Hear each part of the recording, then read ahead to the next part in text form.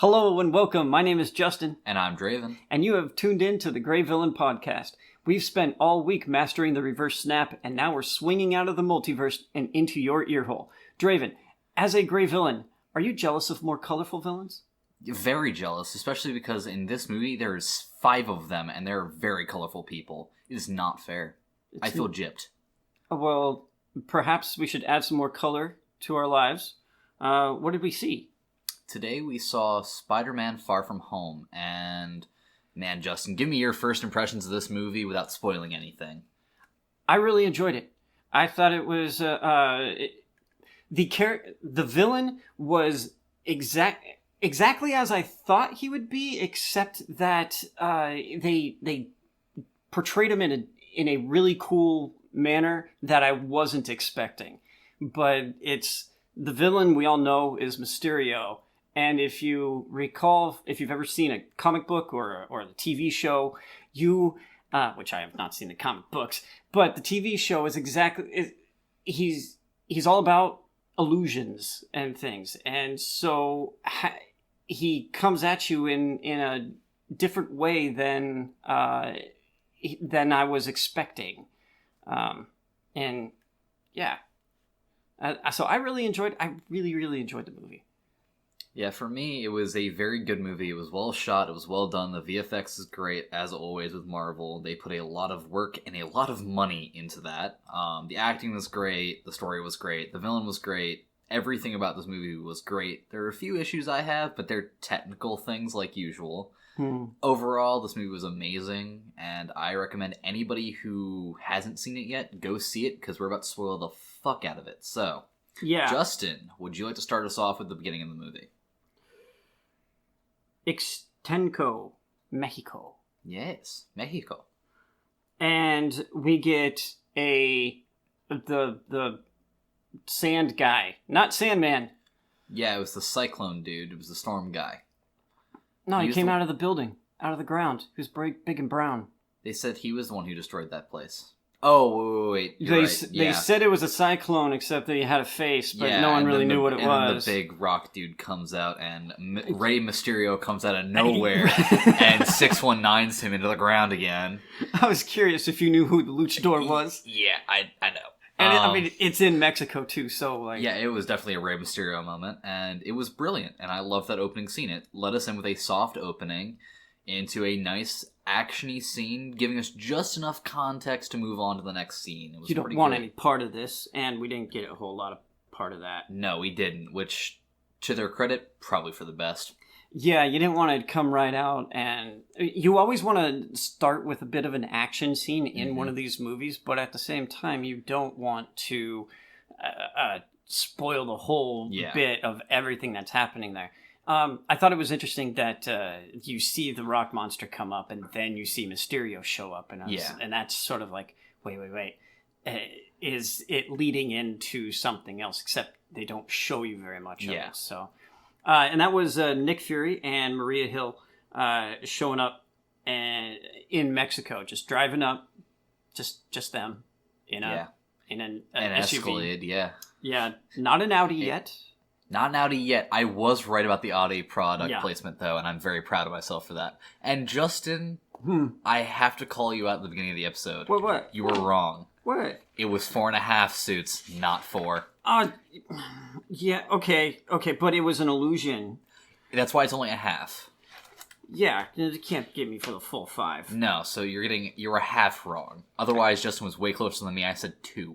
Yeah, do we want to do our questions? Do we want to go over our questions at the end? Let's go over our questions. Or right now? Yeah, let's do that. Okay. That's a good soft open. So, Stark Tower, who owns it? We don't know. No, was not clarified. The villains, Sandman, Hydra Man, Molten Man, are they fake, real? They're not even Sandman. We called they were fake, and they were completely fake. They're absolute bullshit. Constructs from the multiverse villains. Bullshit. Yeah, because that Mysterio guy, he is also bullshit. His eyes are so brown. Yeah, dude, his eyes are so brown. And he absolutely is the villain of this movie. Chameleon, who is he impersonating? Kinda half right on this, kind of half wrong, because Chameleon... It wasn't Chameleon, but... They didn't name him Chameleon, though that is Chameleon's name Mm-hmm. from the comics, his actual name. But he just played a guy. Yeah. But he was with the team, he was with the S.H.I.E.L.D. team, but he also wasn't really... As we come to find out later on, that wasn't really Nick Fury and Maria Hill. Which is interesting. Yeah. So we were half right with Nick Fury was being impersonated. Yes, we were right on that end. And we will save how we were right for the end. Because I think that's a good thing to end on. Stay for the whole movie. There's 2 post-credit scenes. There is 2. Half the people got up and left. Yeah, unlike what the internet says, there is 2 end credit scenes, and it is very worth staying for both because it gives you a lot of context. So, is Tom Holland the best Spider-Man? The greatest Spider-Man? He is the most amazing Spider-Man. Still. Yes, I still strongly believe out of the 3 Spider-Man we have had so far, excluding the animated or any of the other add-on multiverse Spider-Man, he is definitely the best who portrays Peter the best, who plays the role the best, and acts the best in the suit. Does Karen the Suit Lady come back? You said no. I said no, and that's correct. She doesn't. She doesn't, but we get Sunglasses Lady. We do get Sunglasses Lady, which I did think was going to be Tony. I honestly thought that when they showed the sunglasses in one of the previews, that Tony was going to talk to him and say, "Hey, kid." You don't. That was my fan fiction right there. Well, like I said, Robert Downey Jr., you're dead. Go away. Yeah. Except, well, not Robert Downey Jr., but Tony Stark. But, they won't let you forget him. No, because he is all over this fucking movie. Have you heard of Tony Stark before? Have you heard of this character, Iron Man? He was pretty cool. Yeah, he was real cool. Well, to be fair, at least they're keeping the living world alive, and the fact that people are mourning a person who saved a lot of lives and improved the quality of life, especially in America, a lot. Yeah, that's one of the things I like about what they're doing with the MCU, and I know a lot of people were speculating about, they'll just recast these characters so we can get more of the same. And it's like, hey, guess what? There's like 5,000 characters in Marvel. Yeah. Can we get a different one? And I think they're going to stick to that. I think they're going to stick to picking up new people instead of recasting roles. Yeah, because I don't want to see any more Iron Man movies. No. I'm actually good without any more Captain America movies. Though I do want to see, Cap in the alternate universe thing. That would be kind of cool in a spin-off what-if thing. Because he did go around punching a bunch of Nazis and stuff. And that would be actually kind of cool to see on Disney+. So, about Captain America, when we were talking about him screwing up the timeline, the directors and the writers came out and made a statement about that. I saw a little thing on that. I was curious if you saw it too. We were wrong. The writers strongly believe that he did go to an alternate timeline because he has to make one, but it doesn't matter. They won't elaborate further on how he got back to our timeline. So we're not wrong, we just will never get an answer now. Because that entire interview amounted to, he went to an alternate timeline. Yeah, I knew that. That's it. I that's what I was arguing for. I was like, he was over there and then he came back here. I don't know how he got back here, but he came back here. We don't know. And so I want to say I was more right. You were definitely more right in the fact that they didn't answer us. Boom, everybody. Write that down. Remember this. It's on the internet. It's on the internet. It's on recording. Yeah. Remind me to cut this later. You don't fuck up the edit, man. Hey, man, I have all the power here. You give me the final product. Post-credit scenes, you didn't actually say anything about... We didn't come up with any post-credit scenes. We just, asked and then never really came up with an answer.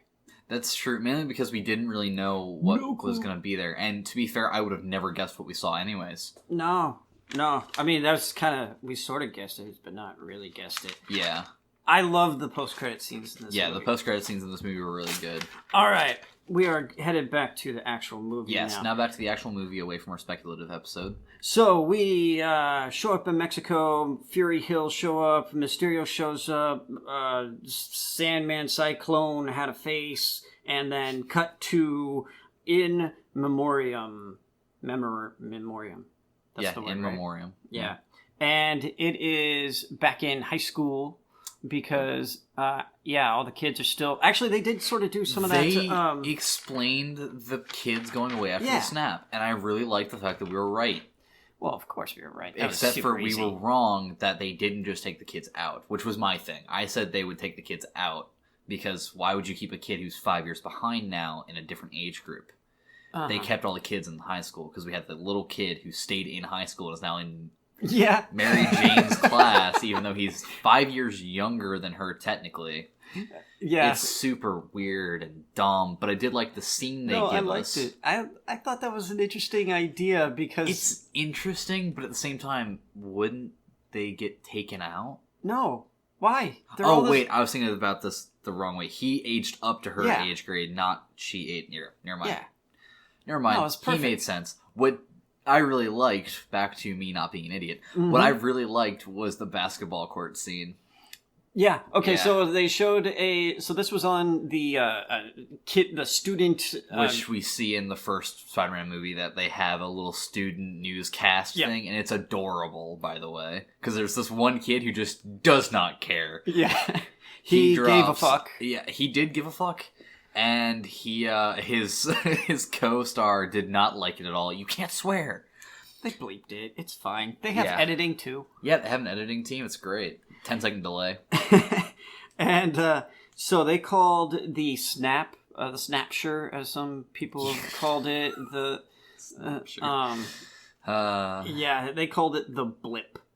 Yeah. Well, no. They called everybody coming back the blip. Oh no, I think that was blipped. You got blipped. Are you sure? Yeah, I could have they sworn called that it you the said blip. because they refer to the snap separately from the blip. No, they don't even call it the snap. It's you the sure? blip. Yeah. Okay.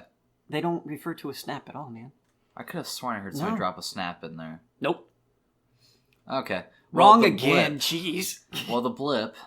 They call it the blip, and so they have some camera phone footage from one of the students at the basketball game where there was a band playing out on the court. This was right before the snap happened, or the blip, and then it started showing all the people fading away, turning into dust. Figurative dust.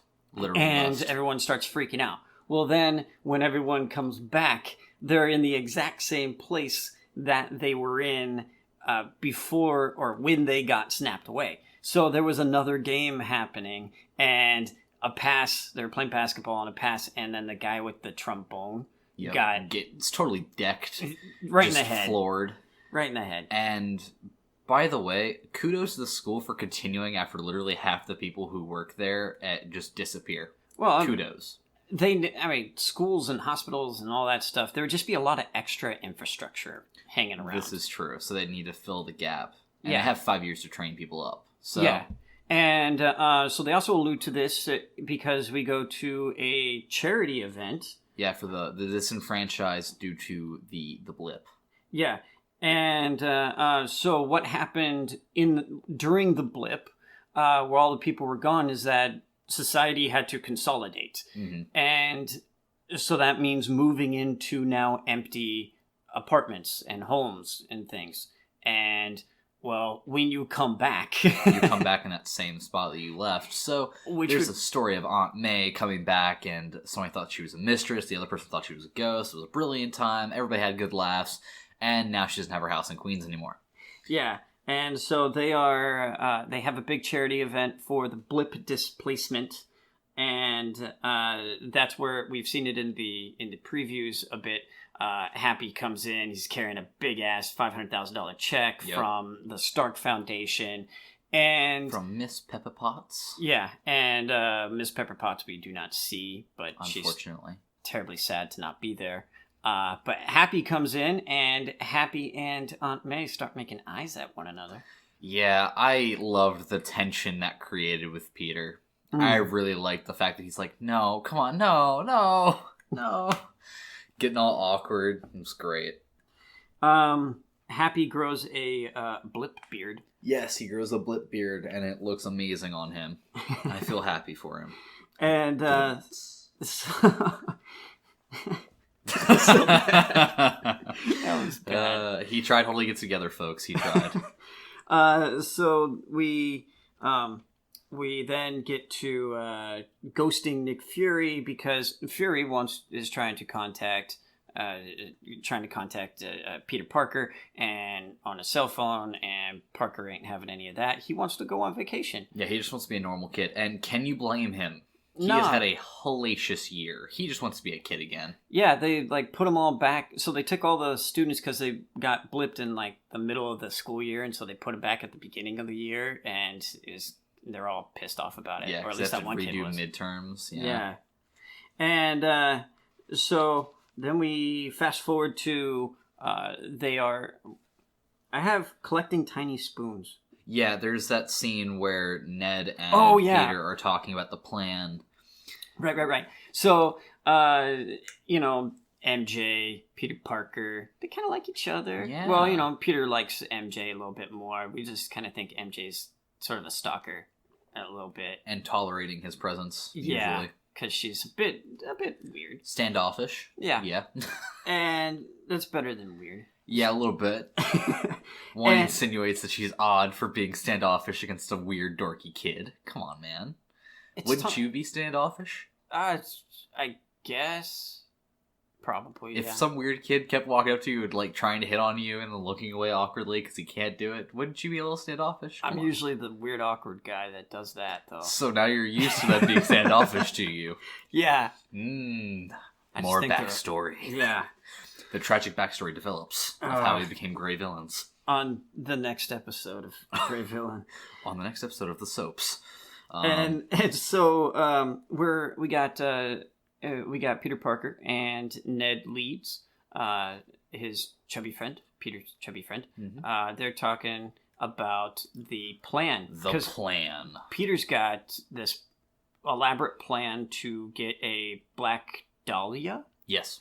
And give it to MJ up at the top of the Eiffel Tower. How romantic. It is. And then Men in Black would show up and they would have the big thing happen and they would send him down and then, and Thor would be there, except it's not Thor, but it's sort of Thor. But he has a tiny hammer this time. Yeah.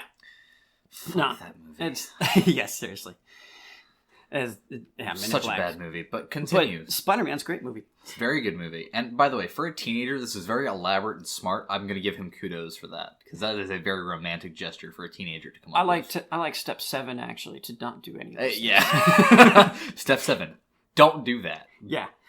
And because Ned wants to be bachelors in Europe. Yeah, that lasts all of 3 scenes. Yeah. I didn't really like that. I don't think Ned would be a real good wingman. No, he wouldn't be good at anything. And we find that out during the actual movie, that he's not good at anything that he tries to do. Do you think the hat's helping him? Yes. Yes. Strong yes. So we need this big elaborate plan because Brad is the kid. He was like 12 years old or something and before the blip. He did not get blipped away. And then so they all come back and Brad aged 5 years because he still lived. And so now he's in their class and Brad is a douchey lady killer. He is the new alpha of the school. He is the douchey jock guy who just owns everybody. Every girl is after him. And Peter hates this because, of course, what's the one girl he wants to be with? MJ. And Brad kind of likes MJ. And he's like, oh man, anything I can do to sabotage this, and Peter's trying to sit next to MJ and trying to get in on that because he's like, I really like this girl, and okay. To be fair, yeah, okay, that makes sense. Teenager wanted to be with this specific girl, yeah, okay. So we go to the house. We're packing now, right? And we're packing up. Yes. We're packing up for this trip. Yep. And MJ comes in and smacks him in the face with a banana. Not MJ, his mom. Oh yeah, his mom, Aunt May. Aunt May. Wrong female protagonist of this movie, yeah. Yeah. And but he didn't feel it. Yeah, he didn't get his Peter tingle. Which the Peter tingle. AKA Spidey sense. So from Infinity War, when we saw the hairs on his arm stand up when the bad guys showed up in New York when they were on the bus, and so that's alerted Peter to the bad stuff that was happening. Well, he's kind of lost it. He doesn't have the Peter tinkle anymore. I think they don't really tell us why, but I assume it's because of the snap and the trauma. Possibly.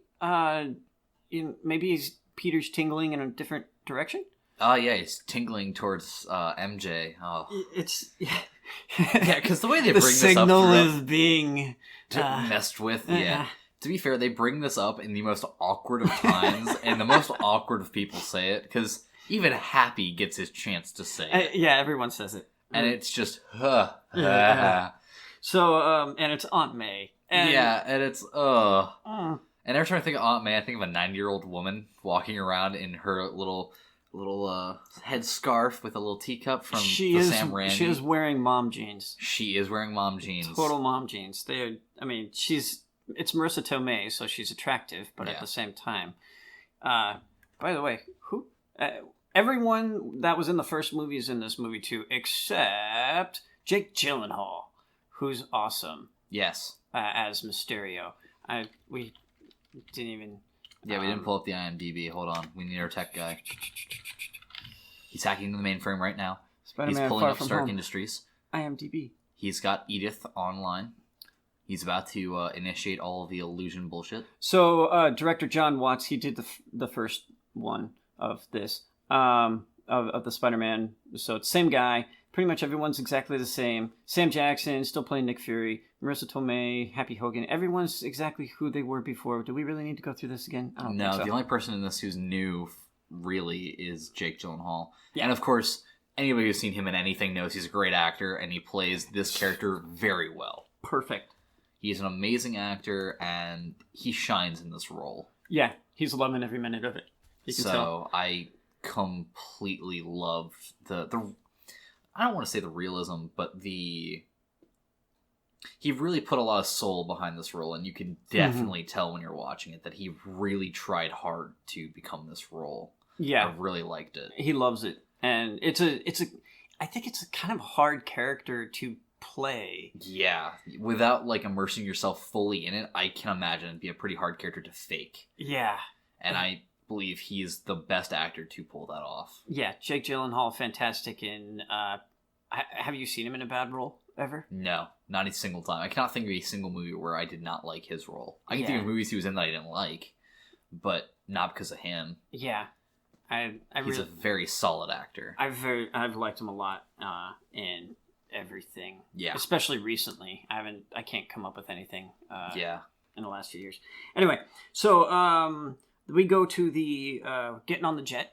We get on the jet and we try pulling a ruse because, Peter wants to sit next to MJ, and so he's like, God, old lady, perfume. Yeah, I have perfume allergy. I can feel the hives growing on my skin now. It's terrible. And so then they play some musical chairs, but they don't end up sitting next to each other. Yep, MJ and Brad winds up next to MJ. And they use the dual headphone jack to watch movies together. And they laugh the entire time there on this 8-hour and 40-something minute flight. Which, by the way, too long. Yeah, being trapped on a flight for that long. I hate air travel for the most part, and so I just don't do it. I'll take a boat. Take a cruise over to England. Just to hop, skip, and jump away. I'm watching Archer again, and suddenly you're getting boat travel too. No, they have a blimp. In the very first season, there's a blimp, and so I would take a blimp over. And I really should watch Daredevil or Archer and Daredevil. Now that I think about it, both those. You keep talking about both of them. Archer's good, and Daredevil's really good too. Okay, fine. I'll go watch them later. You should. And anyway, so a blimp ride would actually be fine. And actually, it probably would have saved a lot of this movie's drama too. They wouldn't have gotten there in time anyways. Yeah. It takes 24 hours though. Yeah. Instead of 8. So, it's like, a bit longer, but it's a nicer ride. It's smooth. Yeah, you're not in a cattle car in the air. Yeah. Anyway, so we get... Seats are all moved around. Oh, but who does Ned get to sit next to? Ned gets to sit next to this girl whose name I can't remember off the top of my head. What is her name? Bad. I don't Betty? remember. Is that Betty Brant? I think that's Betty Brant. I want to say it's Betty Brant. Yes. Okay. I'm pretty sure. Yep. Yeah, definitely Betty Brant. Yeah. Okay. So he sits next to Betty Brant, and they find out that they have They're a lot in in love. common. Oh, it's baby this, baby that. And come here, darling, and Ugh. booping on the nose, and it's beautiful high school love. It's kind of, yeah. Yeah, it's exactly that. It's awkward, it's cringy, it's horrible, but it's beautiful love story. They're sitting right next to each other, and they're texting how much they love each other. Or And how much they how much they miss miss each each other. other. Not love. And- Miss. They don't use the love word. My I'm not even God. sure if they kiss. Yeah, I don't think I see them kiss once. They hold hands. They or hold something. hands, they hug, they don't Oh. kiss. This poor kid is trying so hard, and to his credit, he got pretty far. He got the girlfriend. He just didn't get anything else. I wouldn't even go as far as to say their girlfriend. No, I boyfriend. really would. They're But just like, I don't know what I would call that. I would give him as much room as he can because he is still the sidekick. Yeah. Oh. Okay. See, so Okay. just give him this, please. All right. All right. So we are jetting off to Venice, Italy, Yes, very beautiful, very pretty. and so Ned, he's talking about being a boy, becoming a man now, and he's just playing it up. Man. Yeah. So man's man. And when in Venice, you do So like when in Rome, you do what the Romans do. When in Venice, you drown. Or When in Venice, you have wet socks. yeah, you get wet. Oh, we got JB Smoove in this. Yeah, and he is awesome as always. Chaperoning with the other dude that was the other chaperone. Yeah, he was incredibly awkward the entire time, and I felt kind of bad for him, but at the same time, it's his entire role. Mr. Harrington. Yeah, Martin Starr playing Yes. Mr. Harrington. I really like that they did a callback or it's the same guy from the Incredible Hulk movie. That it was just, it's just perfect. Yeah. How it all Witches, it lines man. up. What? Witches, man. They control everything. Oh, The man, witches, man. They do. You got to watch out for that. Yeah, You got witches. I mean, we came for the science field trip, and the witches are interrupting it again. It's crazy. JB Smoove makes so many references to witches during his 10 speaking roles. Like- all he ever talks about is the witches, Yeah, is how the witches are coming to get him and his Ambien. That's it. which Ambien probably caused the witches. Yes, probably. So let's see. Oh, we talk about bow or the word bow is Yeah. like the greatest thing ever in The Italy. word bow is amazing because it is get out of my face, leave me alone, piss off. It is just all of the get away from me words in one word, and it's amazing. Can anyone who's been to Italy Confirm or deny confirm? this. Confirm or deny this in the comment section below. Because yeah, she's like, this is my superpower, and I'm like, oh, I've got to write that down and Yeah. use it. Go to Rome. So they're all walking around in Venice, which is sinking, by the way. Climate Yes, change every year. sucks, and it's been sinking forever. And so we get Hydra Man showing We up. do get the water elemental. Yeah. So they're not really the Hydra Man and Molten Man and Yeah, stuff. I They're- really hated that you've called them that for so long. whatever, man. Even back during the preview episode. It's so bad, but They're elementals. they are Fine. elementals from another dimension. But as you saw them coming up through the water, so they show these ripples in the canals, and watching those, it's like, okay, that's not an elemental thingy, though. You could see that there are individual ripples coming from Foreshadowing. potential things. Yeah, and it's like, wait. That's not like a person under there. No, or a big elemental. But the elemental comes up, bursts out of the water, and we get our first real fight Yeah. after being teased and at the beginning. And then in comes Mysterio. Quentin Beck. you Quentin Beck, yeah, Man of Mystery. mean? Man of Mystery, Quentin Beck. And he comes in like Rey Mysterio, and just starts beating this thing and then getting slapped around, pimp slapped, and he's trying to get it away from the water because he doesn't want it to power up. And yeah, it's a really good fight scene. It is really well done. Spider-Man, yeah, so how was your feeling about the effects in that scene? The effects, just like in the entire movie, really good. Yeah? I felt like they were good enough to where Spider-Man could touch them. Because water effects are hard. They are very hard, and we are just now starting to get to the point where they're getting easier. We're just getting to the point in VFX technology where simulating water is getting somewhat easier, but we're still using little cheats. Like, I can see where they definitely had to use some real water to kind of cheat some effects. Yeah, because I thought it was a little iffy. It's a little iffy, but compare it to anything else in the last 5 years, and you'll realize it's leagues above it just because there's so much of it done.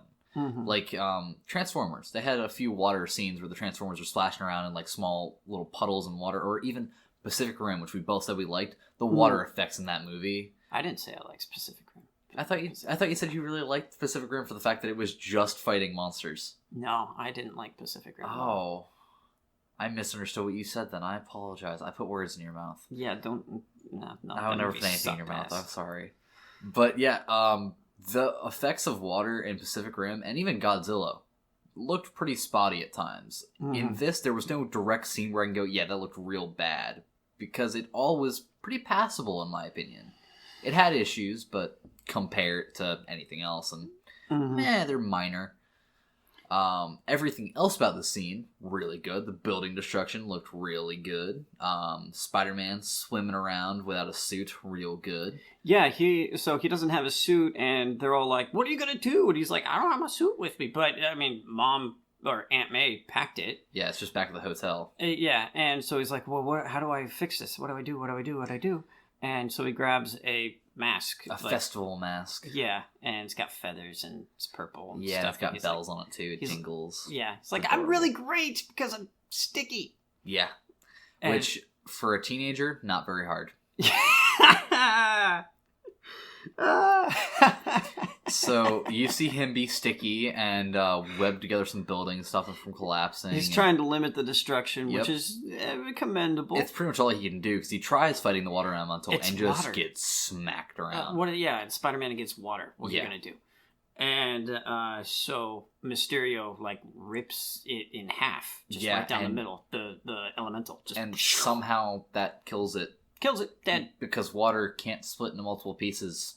Ever. Even though it's been doing it the whole time. Yeah, so he kills it, being Superman, but just rips it apart. No one wants to ask those questions because they're like, hey, we're saved. Yay! Exactly. And that is foreshadowing. Yeah. Everything in this is just kind of like you should be asking more questions. I mean, can we get an investigative reporter here or something? Yeah. What about these kids? They're on the news, damn it. Yep. And all of these people are just kind of like, hey, we got saved. Cool. And to be fair to the setting, we've seen that happen. Like, the Avengers, that was their job, was to just do stuff that shouldn't work and make it work. I mean, you had a giant green dude who could punch through anything. Make him angry enough, he could kill anybody. Yeah. So, it makes sense as to why they expect that out of people, almost. Yeah. But at the same time, it's like, okay, he just showed up out of nowhere and dunked on this man, and you guys are like, yay, he saved us, he's a savior. You don't ask any questions. That's a little sketchy, a little bit sketchy. Yep.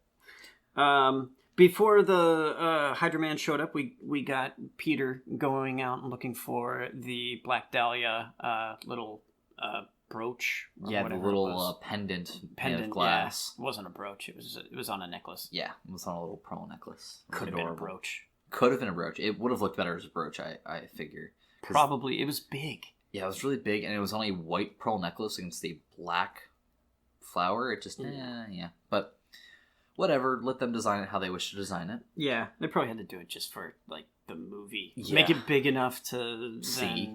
Yeah, What's the next scene after this? This is them going back to the hotel, isn't it? To their rooms. Yeah, so they go back to the room, and I have Fury interrupted. Yeah, Ned is talking about something, and Fury just shoots him in the neck with a tranq dart. And then Fury's trying to talk about what's happening. Yeah, and about him getting ghosted by a teenage boy. And he just keeps getting interrupted by other people. People at the door, and it's like 3, 4. Yeah, 3. I swear to God, if another person touches that door, you're going to be cleaning up after 2 murders, I think that's what he said, something along those lines. Yeah, a murder. Yeah. So then they're like, well, we got to go to some place better. Get your suit. We got to go to the super secret hideout. Yeah, under Venice. Which should be full of water, but it's not. You would think. It's air pocket or something. Yeah, something dumb. And down there, we meet up with Maria Hill. Dmitri, who is an amazing Russian dude who does absolutely nothing throughout this movie. No. He drives a bus. The guy that I thought was going to be Chameleon. He might still be. Chameleon because he doesn't die. No, he just disappears. Yeah, like halfway through the movie, we just don't see any more of him. Yeah. It's a little weird. It is. But, hey, Dmitri, where you at, bro? Yeah, exactly, man. Come out of hiding. We know you're with the KGB, but come out of hiding. And then we get to see Mysterio, or as his actual name is, Quentin Beck. Yeah. And he starts talking science gibberish. Yeah, and Peter loves the science gibberish and starts talking it back to him. And everyone's just eyes crossed looking dumb. Because they're like, shut up, kid, we don't want to hear from you. And Mr. Quentin Beck goes, it's okay to be the smartest one in the room. Don't let them shame you about it. Yeah, and oh man, Spider-Man just puffs up real big. Yeah, he gets super happy. It's amazing. Wow, I found someone on my level. Yeah. Even though he's from Earth 833. Instead of Earth 616. Instead of our Earth 616. I mean, I'm really glad they kept the numbers the same. Because those are the comic book numbers, too. Yeah, that's an Easter egg for the comic books. I'm kind of like, should we call our timeline then Earth 616? Yes. And then you could do all this other branching stuff and say, no, that's really Earth. That's what you have to do. And I'm glad they kept the system. Because if they hadn't, it would get confusing when they start bringing in actual characters from different dimensions and different multiverses. It's going to get real confusing if we don't know that this is Earth 616. Yeah, if it doesn't have a name, if it's just like our Earth. Yeah, and it's like, oh, so there's 15,000 other our Earths. And it's just like, okay, we can't have that. Yeah, so no, you got a number now. Yeah, we have a number. It's amazing. You've been marked and numerical and all that stuff. Soon you will be excommunicado if you keep this up, guys. So then we get Mysterio's sob story about his world and how it was destroyed by these elementals, and how the fire elemental guy is the worst one because if he gets a hold of some metal, he gets super big and he destroys everything. Even my wife and kids died, and see, I wear this wedding ring, and it's it's just terrible. It is cliche after cliche after cliche after cliche, and it's adorable. Yeah. Because at this point, me and Justin kind of figured out what was going on. Yeah. We both kind of had a little look to each other, kind of nod, and then went, okay, we'll keep watching. But Spider-Man gets the sunglasses. Really cool. He does get the dope-looking sunglasses. I actually want a pair of those for real life, not gonna lie. Yeah? Yeah. I don't think you look good in them. I don't think I look good in sunglasses at all, but I need something to keep the sun out of my eyes. Well, you can get better-looking sunglasses. No, man. Ones. I want my nerd glasses. Leave me alone. You want the Edith glasses. I want the Edith glasses so I can pretend I'm sending a hit squad after my classmate. All right, that seems legit. Yeah. And so we put on the sunglasses. Now we are. So he's like, Peter Parker's like, hey man, I want to go do my thing. I can't run around. I can't be away from my class because I'm gonna get found out. And so he has to head back to class, and Fury gives him a tough time about it. And it does. Fury seems. Did you seem like Fury was awkward? Fury is like giant dick through this entire movie. Yeah. Like, and it's out of character almost, and it's just annoying that he is this giant dick about this entire thing. Like, in the first few movies, we see Fury and Maria Hill, or no? Well, I was gonna say Peter Parker interacting. Okay. He's kind of understanding because he knows Peter isn't a hero yet, and then something snaps in between here and Infinity War, something snaps, and it makes him not so kind on Peter. Yeah, so he's kind of a dick, but but Peter's like, hey man, I gotta go back and do my thing, otherwise everyone's gonna figure out that I'm Spider-Man. And so he's like, okay, go back, whatever, Spider-Man. And so then they head on back, and he's like, well, we're going to Paris next. Or wait, yeah, they're going to Paris next. But then they get rerouted because he needs to head to Prague. And Fury pulled some strings at a travel agency and went, well, now you're going to Prague. Yeah. Which they get a bus ride through the Alps. Yep, through the Eastern Alps. And head to Prague because that's where the next attack from the Elementals is going to be. Yep. According to Quentin Beck. Yes. Who is essentially running the show. Yeah, he has all the intel, he has all the cards in his hands. Because they're doing it the exact same way that he did it on his Earth. And he's telling them everything, and so he can set it all up. And it's just like, wait, man, he's like the source of everything. Yeah, it became very obvious when he said, this is happening just like on my planet, that something wasn't right because he's holding way too many cards. Mm-hmm. And Nick Fury's okay with that. Nick Fury's dancing to someone else's tune? And that, again, rubbed me the wrong way through the entire movie because... Yeah, it doesn't happen. No, never. This is Nick Fury, guys. Yeah, he doesn't play to anybody else's tune. No. And but the bus is being driven by our man Dimitri. Yeah, his only job is to drive a bus. And but we get the glasses scene where we figure out what these things are. Yeah, they're Tony Stark's glasses. And they're super cool because we get Glasses Lady. Yeah. And she, Edith is the name of the glasses. Do you remember what the acronym stands for? Isn't it, Even Death... Even Dead. Even Dead, I'm the hero? Yes. Even Dead, I'm the hero, yeah. Yeah, see, that's why I take notes. I write this shit down. Yeah, I was close. It's just, man... I really want to say even in death, I'm still the hero, which is a quote from a book, but... Yeah. Yeah. Different nerd stuff.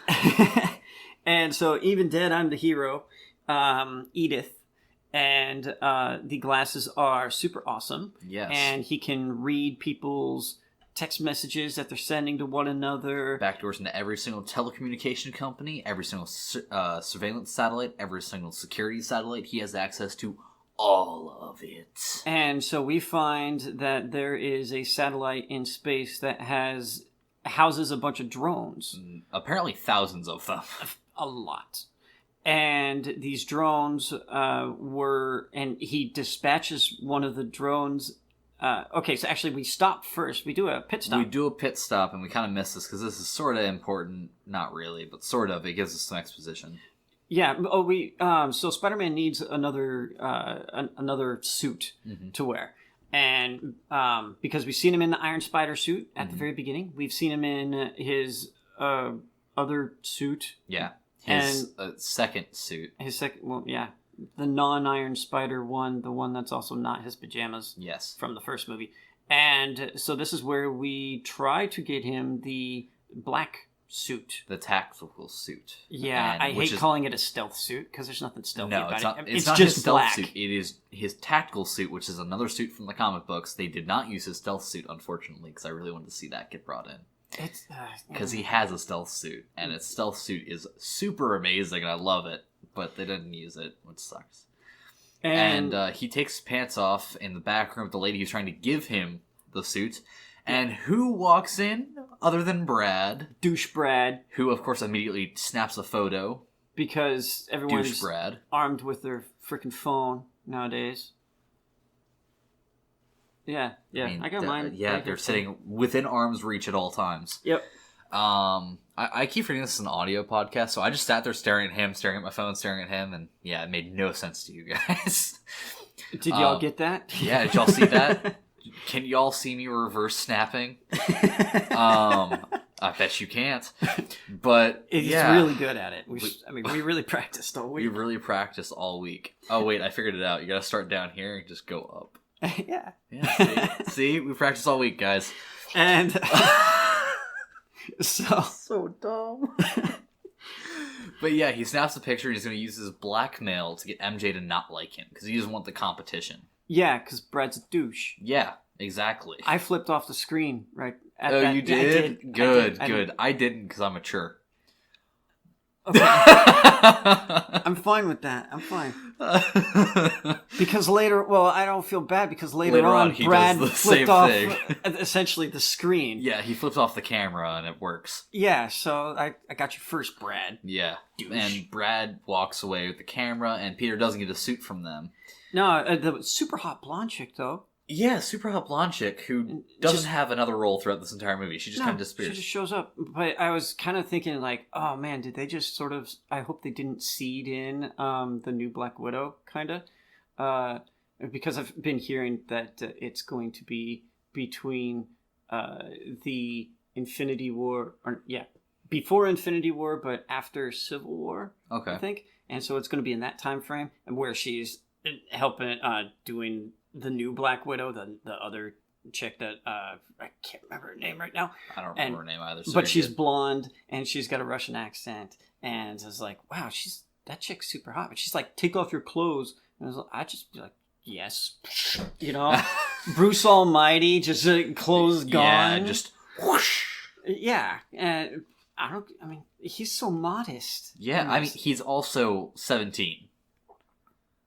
Let's be fair to him. He is 17, and that is a super awkward situation to be caught in. I felt bad for him. Well, I mean, you might be a little nervous at first, but you'll get the hang of it. Kid. Yeah, after a few seconds, you sure as hell do get a hang of it. Yeah, she's like, I'd just be like, you too? I mean, you first. Yeah. Going back to X-Men, I'll show you mine if you show me yours. A crossover that should never happen. No. So, let's see. Yeah, Brad gets the picture, and Peter Parker's super nervous about it because they're all looking for a bathroom. But he doesn't get Brad's like gonna blackmail him, give the picture to Mary Jane, and so he uses Peter Parker uses the glasses once they're back on the bus to switch out the photo. Yeah, to make him a target. Is what the original thing is. Yeah, he accidentally makes him a target of a drone strike. It's a very precise drone strike. I mean, American drone strike would just blow up the whole bus. Yeah, for this, they actually use guns and don't blow up the entire bus and kill all the civilians. Imagine that. Yeah, but hey, baby goats! And yeah, baby goats. And everyone looks for baby goats, but there's no baby goats. And that's how Spider-Man jumps up out of the hatch through the roof. Such a badass scene.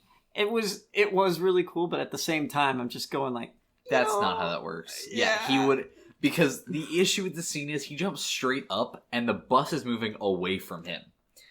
Yeah. He would have ended up behind the bus, but he somehow ends up right back where he started. Yeah. That's not physics. So we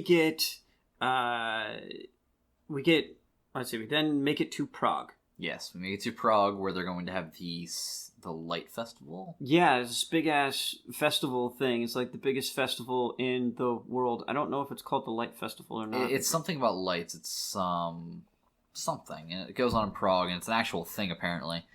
It's really pretty. It's supposed to be a giant get-together thing. I think it's like the Festival of Lights or something. Prague Festival. See? Google. It's going to help us out here. Festival of Lights. Prague Festival. Can we just do like Spider-Man?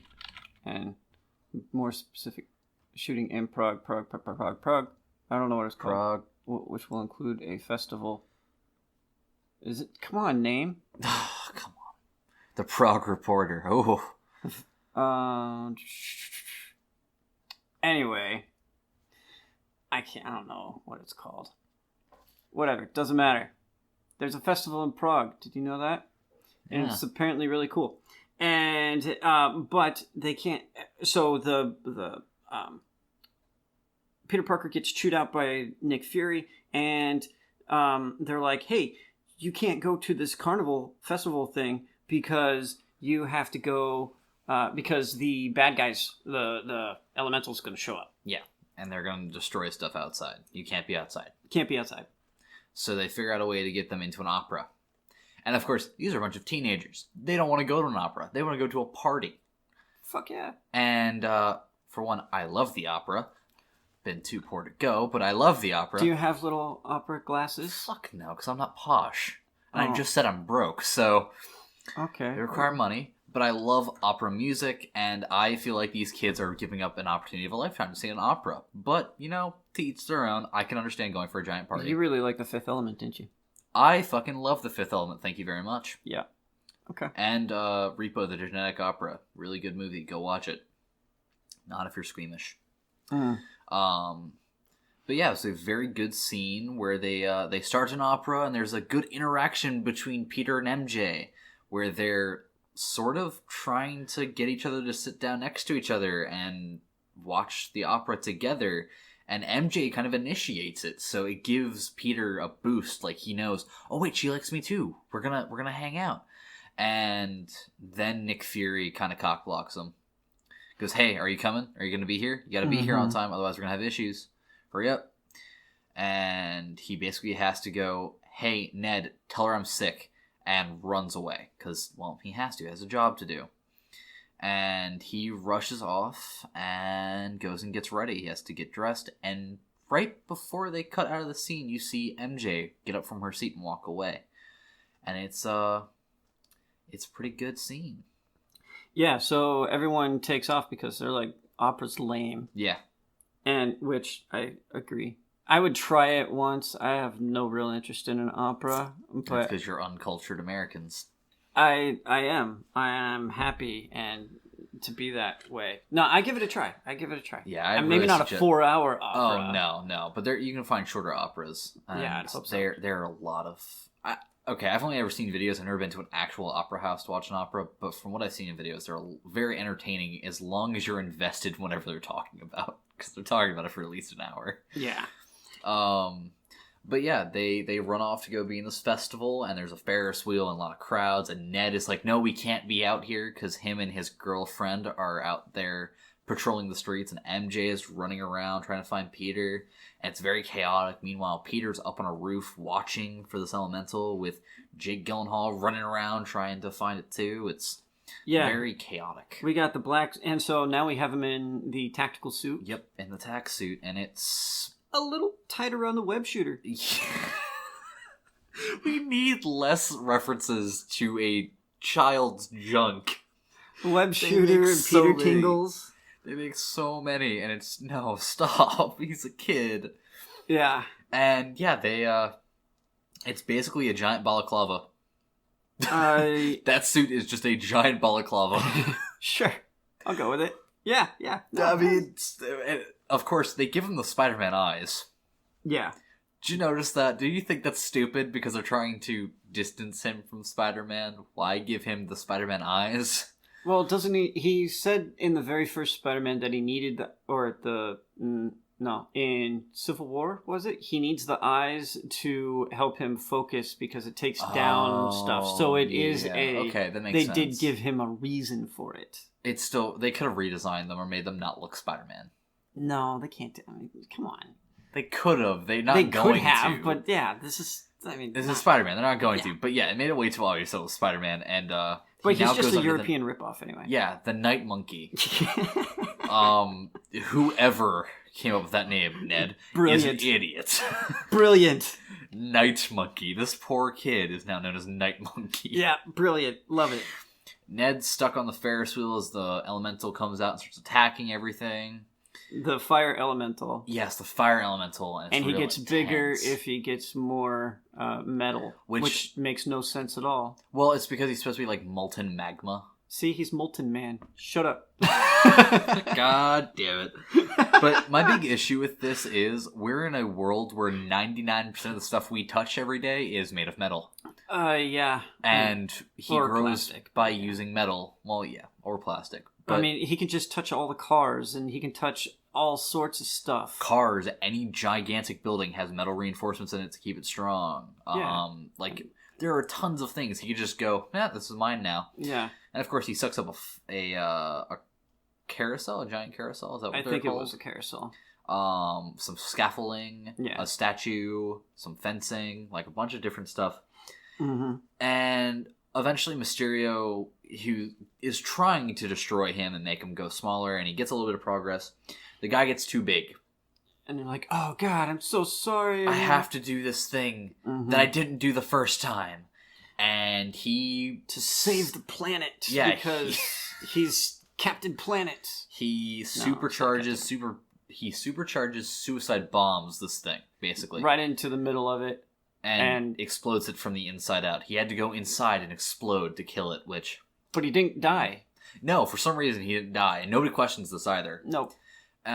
He gets up like nothing's wrong and then goes and gets a drink. Oh, man, yeah. Hey, Peter, let's go get a drink, man. I'm not 21 yet. It's fine. By the way, the drinking age in most of Europe is 18. He's 1 year off, this poor kid. He can fake it. Yeah, he really could. No, nobody's going to care in Prague. No.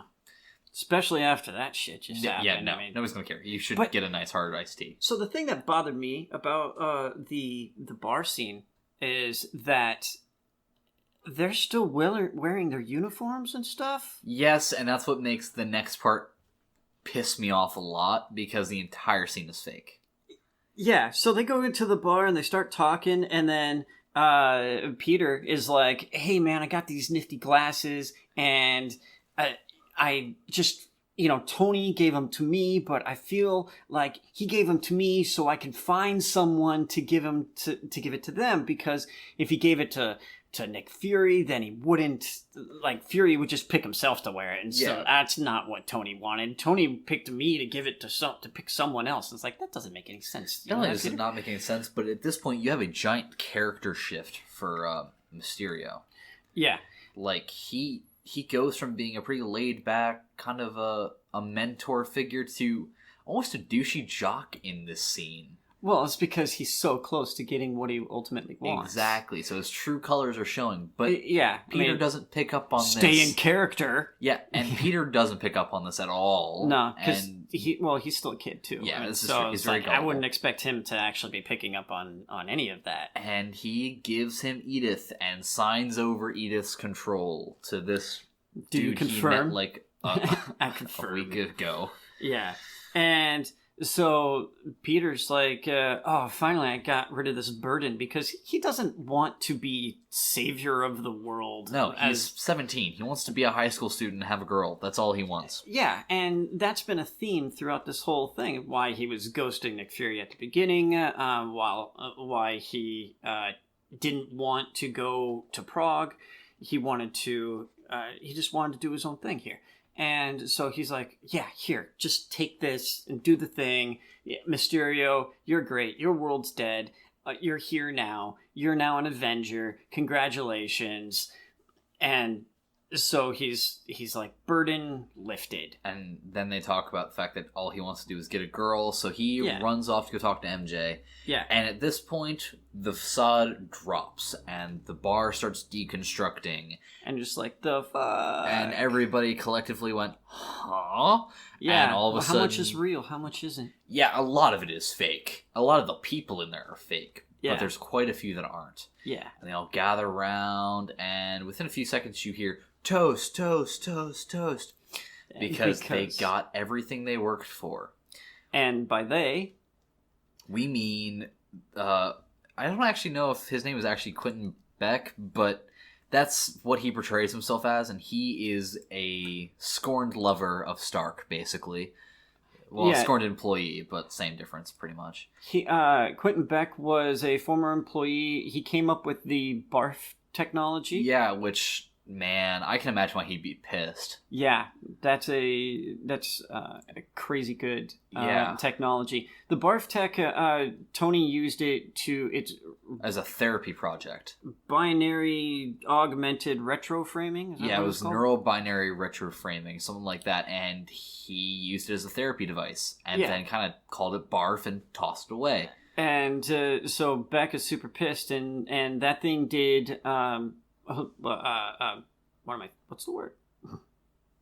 Holograms? Holograms, yeah. Very, very detailed holograms. Yeah, and to talk about to see what was in Tony's mind. That was at the beginning of Civil War. And very, very good technology. And Tony misused it. So you find out that a lot of this stuff, these holograms, are from this technology used by drones that were created by another guy. Zach, was that Zach? Or it was the scientist that Obadiah Stane assaulted about from the very first Iron Man movie. He's in this, and he came up with the drones and came up with the art, essentially. Yeah, pretty much. And another character came up with the story. Another character made the costume. Yeah, they all had roles. A bunch of these people had a role here, and they came together as a team to collectively fuck over the world. And it's a very beautiful thing. They seem to not care that a whole bunch of people are dying or potentially dying. Well, I think that some of them did care, but he's just such a strong leader. Like, you watch as he kind of pulls the conversation away from the we and to the I. And then he adds on the end of to me taking over as the new Iron Man, to us taking over as the new Iron Man. Yeah. And that's kind of the first break in character. And you realize that he's not in this for the rest of them. He's using the rest of them. Yeah. They're not innocent bystanders, but they are definitely not the masterminds here. He is. Oh, so during that fight with the Elemental, we get... so Mary Jane was out there in an alleyway watching what was going on, and she and so Spider-Man shoots his web shooters, and he rips off a piece of metal and it hits the ground. It goes down the alleyway, and MJ's like, the hell? And so she goes and grabs it, and it's got some webbing on it, and so she puts it in her backpack because she's smart. She knows what the webbing is because she's seen it before. Yeah. And later, now back to the scene that we were just talking about, where he goes to find MJ. Bar scene, and then so we see what happens in the bar. We see that Mysterio has been full shit this whole time. Yep. It's actually now confirmed, and you see that he's actually a villain. Yeah. And that all of his stuff is... we haven't seen how he does it yet exactly, but you've seen the pieces. You're starting to get an idea of who this character is, and how all these people are coming together because, hey, have you heard of this character, Tony Stark? Yeah, and how big of a douchebag he is, and how big of an alcoholic man-child he is, and how bad of a boss he was, and how much of an idiot he was. That's literally 5 minutes of that entire thing is just talking trash about a dead dude. Yeah. I mean, really, have some respect for the dead. I mean, he was a douche, but still have some respect. He died for you. Yeah. But yeah. So now Peter's running off to be with his girl. Yeah, so back to the hotel. Yeah, where Ned is in a bathrobe. Yeah. Which we never get reasoning for, by the way. He just kind of is in a bathrobe in the hallway. He doesn't say anything, and then he goes to his girlfriend's room. To... hold hands or something. Suspicious. To watch that pay-per-view that Happy brings up later. And MJ comes out. It was an animated special. Yeah, man. Lion King or something. Yeah, it was Lion King. The 3D live action Lion King. Animal Planet. Yeah, Animal Planet. So MJ walks out, sees Peter. They have a very awkward conversation at first, and then it kind of develops to, hey, do you want to go outside with me and ditch this place for a little bit? She's like, hell yeah. And hells yeah. Because he's like, okay, 10 minutes, 5 minutes. Oh yeah, damn. Sweet. Damn.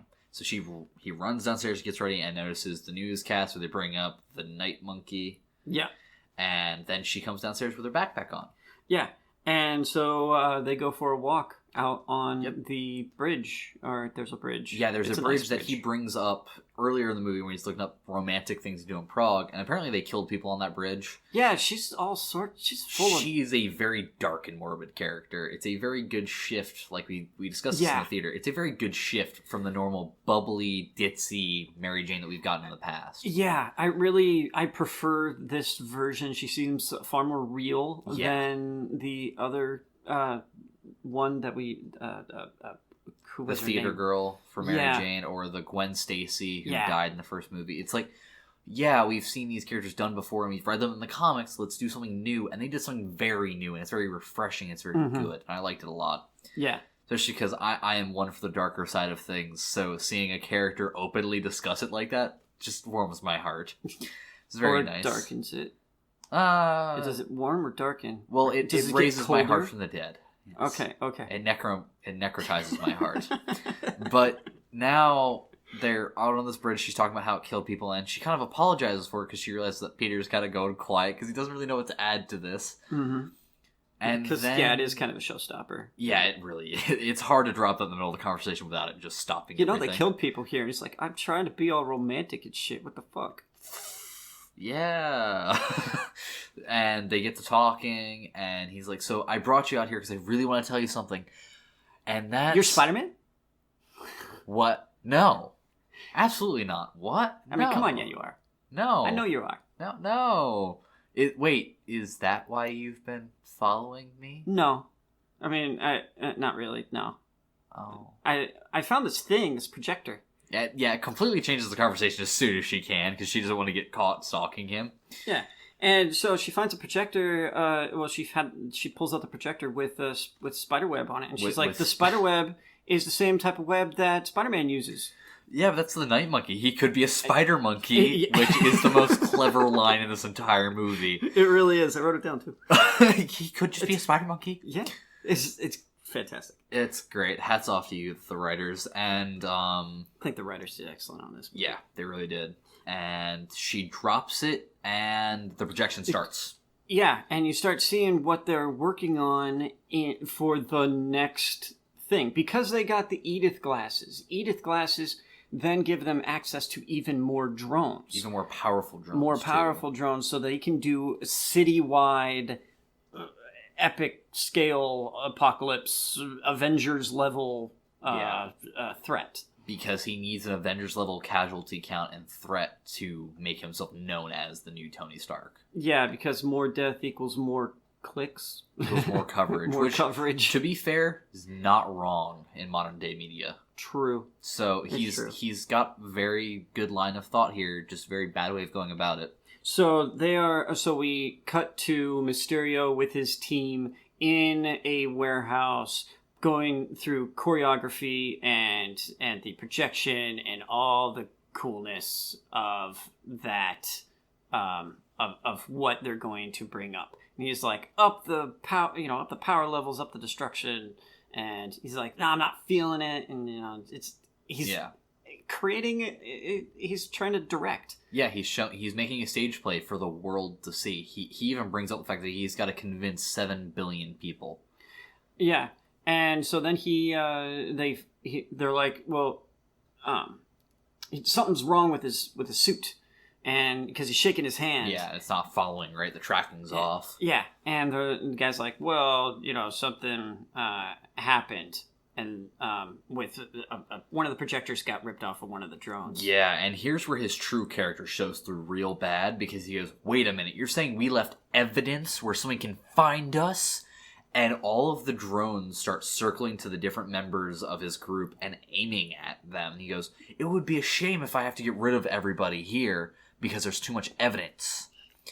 And it is just brutally dictatorship-like. He owns this. You know what would happen if Nick Fury found out? He would shoot me in the head. Yeah. Do any of you guys want to get shot in the head? And all of the lasers click on, and it's intense, and it's very suspenseful because you don't know if he's going to shoot anybody at this point. Yeah. Because he doesn't seem to have any qualms with doing so. The little guy, he got intimidated by Obadiah Stane. Now he's getting intimidated by Mysterio. Yeah, it seems like a battered wife syndrome sort of thing. He needs to find someone that will respect him. Yeah, he needs somebody who will respect his authority. He is kind of short. He is kind of Cartman-shaped. And so you see that everything is created by these drones, illusions, and it's actually, I think it's a wonderful idea. Yeah. Like I was saying in the beginning, this is what Mysterio is all about, and creating this sense of reality that isn't there, and they do such an amazing job with it. What? I reject your reality and I substitute my own. Yeah. Quote from Adam Savage. That is pretty much his entire character summed up. Yeah, and it actually is a bit, well, timely in the real world nowadays with all this fake news and other bullshit. Yeah, this entire movie kind of pokes the bear when it comes to fake news. If people will believe anything if it's popular enough. It is very on the nose and borderline political at times, and they did it tastefully.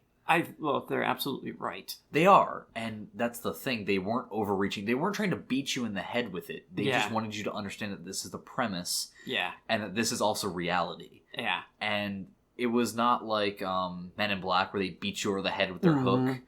They only brought it up like 3 or 4 times, but they showed it multiple times. Yeah. And that's a much better way to show your hook. You don't have to say it to show it to us. We don't need to say it just right there. You might as well just put it in a big banner or something. Exactly. It's not like a character has to go, yeah, but the universe always finds a way. But if you show it to us, we understand the concept. It's kind of an issue with writing nowadays. People feel like we're too dumb to understand the hook. Well, to be honest, a lot of people are kind of slow. Let's not insult our audience here. Well, none of you guys that are listening to the GreyVillain podcast, because you all are so smart, and I mean, you're listening to us. Yeah, you're pretty intelligent if you found us. We're pretty hard to find right now. Right now, but we're getting easier. Eventually we'll be at the top of the charts. We'll be spreading everywhere. Yeah, we'll be using our web slingers and going everywhere. Yeah. Going all over the world, Avengers level. GreyVillain will be an Avengers level threat. Yeah, eventually. So, choreography, then, then we get, Nick Fury comes to, because, he wants to, Peter Parker's trying to give the information to Nick Fury. Yeah, and they figure out that Peter Parker has the projector, so he's going to Berlin, which is the next meeting spot. Yeah, because Edith is able to find the camera that was on the bridge, or there was a camera showing what was on the bridge, and they'd used some satellite technology to figure out where the piece of the projector was, and they said, okay, what's happening here? And then it went to Peter Parker, and then it blah, blah, blah, blah, blah, technology. And surveillance state. Yeah, surveillance state, really bad. They even make an Orwell reference during this movie. A what? An Orwell. Orwell? Yeah, Orwell. They make a Orwell. Sorry, I'm yawning. They made an Orwell reference during this movie, and it was very fourth wall breaking. It's like, we get it. It's a surveillance state. We're in an Orwellian society. Haha, funny. Not really. But yeah, so they find it and they figure out Peter has it, and Peter is rushing to Berlin. Yeah, and he's trying to give this thing up to Nick Fury because he feels that Nick Fury would be the one to do something about it. And so they drive. So Fury is in the vehicle with Spider-Man there, and they walk into a building. There's a funny thing about the seatbelt. And it's like, it just won't come. Whack! And he breaks it, and he just kind of has to stick himself to the seat. Hey, he's Spider-Man. He's fine. He got hit by a goddamn train. Yeah, he'll be fine. So then Mysterio creates a whole building through these, through whatever the drones. It's like a building in construction that he then changes to look like a super populated, super busy, ultra futuristic building. SHIELD building, I guess. Yeah, he makes it look like a Which SHIELD. You forget that SHIELD is a defunct organization, but, I mean, for this, it works. Yeah. And I mean, I bought it. Yeah, I bought it too, and then the illusion breaks, and here's the point where he truly plays into the character of Mysterio. Yeah. Everything. This is total TV show. Exactly what you thought. This is the mind fuckery that is Mysterio, because he starts warping reality into his own plaything. Yeah, I create the truth. I create the truth, and he makes Spider-Man relive horrible things and shows him possible futures that are horrible, and just beats the crap out of him. Yeah. And tortures him and toys with him, and then when he finally thinks he gets some reprieve, he gets thrown back into it immediately, and it's ridiculous. And it had me on the edge of my seat, just kind of, oh fuck, what's gonna happen next? Oh my god. Well, the edge of the seat if you weren't in a recliner. Yeah, you know what I meant. But it's a very intense set of scenes that I loved, and the visuals were amazing, and the dialogue was amazing, and I loved these scenes so much. Yeah. So, if you like 3D, this is a good scene for 3D. And there's another one. I actually think this whole movie would be interesting to watch in 3D. If it was not me, yes. Yeah. I have issues with 3D personally. I'm one of the people who it gives giant migraines to. But for anybody who doesn't have issues with 3D, see this movie in 3D. I think you will enjoy it just as much, if not more, in 3D. Because they have... It's not over the top. They're not aiming for a 3D feel, but you could definitely see it very well in 3D. Yeah, it's this movie is definitely set up to where they can make some of these scenes really, really cool. And so Fury comes up and supposedly shoots back, and and Spider-Man's like, "Oh my god, I'm so saved," and then no, he gets thrown right back into it because he was gullible, and I kind of knew that was gonna happen because it's like. So Spider-Man knew he was being mind-fucked at that point, and so then when Fury comes up and shoots back, he's like, oh man, I'm saved, and so then he tries to, they're trying to figure out, like, who else knows about this stuff? As soon as he started pressing that issue of who else knows, I was like, oh, that sucks. Don't do it again, man. Don't do it again. And but he's just desperate. It's like drowning and trying to claw at something. He is drowning in his own mind at this point. He needs a way out, and Nick Fury is his only anchor right now. And you could just feel the desperation on Peter Parker at that point. And he gives up the names, and he goes, well, thanks, kid, and then throws him right back in, and as Spider-Man is reeling backwards, trying to get out of this because his Spidey sense is not working. I'm not going to use that word right now. Yeah, thank you. I was waiting you. Wrong time for a joke. And he gets smashed by a train. That actually made me jump. Yeah. Like, I jumped a little in my seat because I was not expecting that. I thought he was just going to shoot him. Mm-hmm. But then you just watch the fictional reality breaks in an instant, and all of a sudden there's a train going by. Yeah. And it is intense. And Spider-Man is injured. Very injured. Like, this is the first time we've seen him injured enough for it to matter. Yeah, he's limping around. He's beat up pretty good. Yeah, he's beat up. He apparently needs stitches. But he makes his way onto the train after, like, I guess he ended up under it or something. Not really sure where. He got hit, smashed under it, and then eventually crawls his way up, beaten, bloodied, and battered. Yeah. And he winds up in the Netherlands. Yeah, in the Nederlanders. And wakes up in a jail. Or a municipal holding cell. They're so nice there. They are so nice.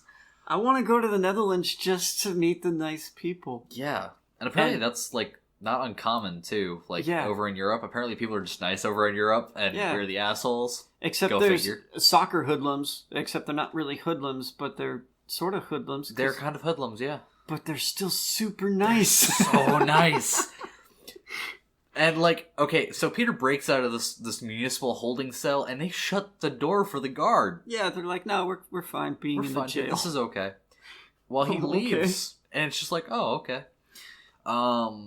So he finds a dude, gets a phone, calls Happy, has the dude pronounce the name of this town because it is long, and I'm not even going to try. Nope, didn't even try. Yeah, not even going to try because I'll butcher it and make all of our Netherlands viewers hate me. They do put the subtitle down at the bottom. It's literally 3 words. It is 3 words, and it's like 10 syllables long. And no. It's like, no, I'm... Okay. Pause it for a second. I have to write this shit down. Yeah, and Happy comes in, picks him up, and... lands in the tulip field, though. Yeah, that was a douche move. I felt bad for that, because the Netherlands are famous for the tulip festival. I kind of wanted someone to run out there and be like, hey, my tulips! Yeah, fuck off. Be mean for once. But no, they just You're being very unkind to my tulips. Yeah, they're just indifferent to it, and he gets on. And Peter needs a pep talk, and this is so reminiscent of Iron Man 1 and 2, where Happy is the guy who kind of goes, "Come on, Tony, get it together, we gotta go." Like, don't you remember it might not have been 1, I think it was mainly 2. 2 was Fury. Giving him the Fury? pep talk. Get out of the donut? Oh, yeah, get out of the donut. Yeah, so it's a very reminiscent to that. Happy never gives a pep talk. It wasn't Happy, but it was very reminiscent to Tony getting slapped upside the head. Go do your job. Quit being a wimp. Come on, man. We got to do this. Yeah. Be the better you. Yeah. And, well, no, it wasn't Happy, but it was also Rhodey in the fight scene. Yeah, Rhodey was always there as Tony's help. Yeah. So, and Happy is now basically Spider-Man's Rhodey at this point. Well, he needs a dad talk. Yeah, and that was very much what it was. It was a dad talk. Because he doesn't have anyone except Aunt May. And she was there for, she's back in America. She didn't come on the trip. And he gets kind of put back online. He realizes what he needs to do, and he starts building a suit. Yeah. So they have one of those suits, just a suit maker in the back of the jet. You're Tony Stark. You wouldn't have a suit maker in your ship. I would probably have a bar. I mean, remember... He did have a bar there, too. There's liquor bottles across one of the sides. And a bed. What happened to the hostess? I mean, do you not remember Iron Man 1? Oh, yeah, that's true. Where he had full chicks? Accommodations, yeah. I mean, that's my Tony Stark He got tamed down when he started dating Pepper. That's true, okay. So he's now a bachelor. boring. Yeah, he's very boring. He's actually dad. And he builds his suit, and he makes modifications to it, and he's like... He goes full Tony Stark. Actually, it's also perfect for his character to do this because he's sciencey. One of the things that in the contrast between these movies and previous movies, or even TV shows or comics, is that Peter Parker's in the science school. And it's for very sciencey people. And so it makes sense that he's doing all this stuff. It's not just... Midtown High, which is a basic school, because no one in my high school could have pulled off this shit. Yeah. But in a super smart charter school thing, I'm buying it. That he can step right in and do this stuff and figure it out because he's actually that smart. I am questioning how Flash got there, but, Flash Thompson. Well, his parents bought him in there. Oh, okay, yeah. So... He paid the $50,000 tuition. He paid the $50,000 to build the new library, and he got free admittance. That's pretty much it. That's how Flash Thompson gets in there. School. Yep, because he's a douche. Speaking of douchebags, on to the villain again. Because doesn't he do a monologue scene during this? Isn't there getting ready for this big giant Avengers level threat thing during this? Yeah, my notes kind of get a little sketchy at this point. Yeah, because it gets super dark at this point in the movie. There's a lot of colors. I couldn't write. But in the Dolby cinemas, the dark really shows, which is part of the reason I like it so much is that it's very good contrast. The issue is, it sucks for writing notes. Oh, man, you should see my notes. They're so bad. They're so bad. They're worse than usual, and that's a challenge. Yeah. Sorry, man. I shouldn't poke fun at him for this because it helps a ton. Yeah, I love my notes. Oh, he makes fun of Led Zeppelin. He's like, I love Led Zeppelin. Oh, yeah, but it's AC/DC playing. Yeah, it's real good. Do you think that was kind of a stab at Thor Ragnarok and oh yeah, totally. And there's Taika Waititi. Yeah, and the entire I Am Iron Man. Yeah, that's exactly what it was. Like, it was a stab at like every single musical reference. Also showing his because he makes references to old movies, but he doesn't know the old music. Yeah, because it's not his time. Yeah, it's not his thing. Not his generation. And remember that really old movie? Remember that really old movie, Star Wars, where they wrap this thing around their legs? Remember that really old song? No, it's got nothing. No. So Spider-Man is on the we get Mysterio talking to Fury, and that's where we get the phone call from Happy saying, "Hey man, you lost your surfboard." Yeah, it's like sometimes you can't trust everything you see. Yeah, don't ever call me on this again. And clicks because Beck has Edith tech, and Edith is the surveillance system. Yeah, it is the Orwellian surveillance system. And so they're like, well, you can't. How do we contact people? Who do we contact? We have to do it in secret, you know. And later on, Fury's like, I'm surprised you didn't wink. Yeah. And, yeah. Okay. I could bet. I mean, Happy would wink. Happy would wink. He's smart, but he's also kind of full of himself in a way. He would totally also an wink. idiot. Yes. I mean, I think that's what you were meant to say. He's smart, but he's an idiot. Yeah, that is truly what I was saying. He's smart, but he's also a fucking idiot. He does some of the dumbest stuff, but also some of the really smart, like, clutch moves. Yeah, he's totally clutch. And in this case, he comes in with the jet. They make the suit on the jet, and so then they are headed to England. They gave him a parachute on his suit again. Which was the lamest little parachute ever. How would it stop anything? It was just there to provide extra drag so he didn't come in too fast. Yeah, I think so. That was pretty much it. It wasn't really meant to be a parachute as much as, like, you know how drag cars have those at the end to slow them down a bit more? Yeah. It's basically just that, so he could then pop out into wingsuit mode. Yeah. So when I first saw the wingsuit, I didn't like it. I saw it on comic pages. I was on a chat forum thing, and they showed pictures of the Spider-Man with the webbing under the arms and stuff, and I was like, oh my god, I hope they don't do that. And then they put it in the first one. I thought it was actually really a smart way of using it. Do you like how they used it, or do you like it? Yeah, I liked it a lot. I think they didn't overuse it. They used it sparingly enough to keep it cool. And the design of it is minimalistic enough to where you're not paying attention to it as much as what he's doing. Yeah. Which I liked a lot. I don't really like when they add super flashy gadgets that take away from the entire character. It's part of the reason I didn't like a lot of Iron Man's scenes in a lot of the movies. Was too much of his character revolved around what his gadgets did, not around what he did. That's why I liked Infinity War and Endgame the most. Because it was less about his gadgetry, it was all about him, his brains, who he is as a person. Okay. That was my thing. Like, in Iron Man 1 and 2, it's literally just... It's basically gun porn. They're showing off all this cool tech and weaponry. Yeah. Not really so much of a character. Now, there is character development under it all, but it's a lot of, hey, look at what my suit can do. Yeah, just blasting drones. And stuff. And then in Infinity War and Endgame, you get way more of Tony realizing that, oh, my suit can't do everything. He kind of has that realization at Ultron, too, where I can't fix everything with my tech. So it's... Sorry, that's a little bit of a tangent, but yeah, that's my reasoning behind liking more minimalistic tech. Yeah. Way more character-focused stuff. Because if I'm watching a movie for Spider-Man, I want to see Spider-Man, not the fact that he has a super glowy wingsuit thing that distracts the entire scene. Yeah, because he turns into the new Iron Man, which everyone was asking for, but he's rejecting of it. And I thought that was really good. And the only scenes that you see him flying around in, he's being himself during them. He's having fun. Like, you hear him laughing during the second time he uses it because, well, it's fun to do. Like, wingsuit is awesome. So, yeah. So he knows, so the fight with the big monster there in London has started.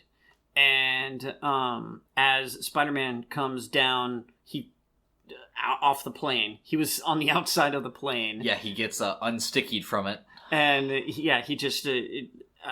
skydives down right into the middle of the creature, and he's like, it's not real, poof, and he's inside, and you see the inside of it, and you see all of the drones projecting the big cloud monster. I don't even know what else I would call it. It was all of the elementals combined into one, and they're just starting to wreak havoc.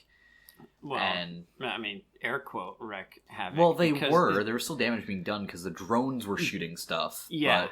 I mean, it's really amazing when you think about, like, how the choreography. Yeah, it's amazing and unrealistic as fuck. But true, yeah.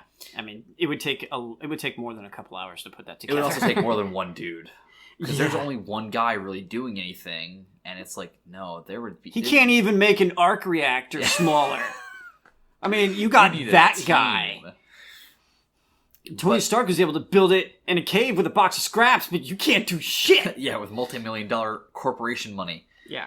But we get that, and I really liked the choreography of them jumping around and like sticking the webs on and moving and sticking the webs on and moving, and yeah, he didn't stay still, but it wasn't blurry. Yeah, they did an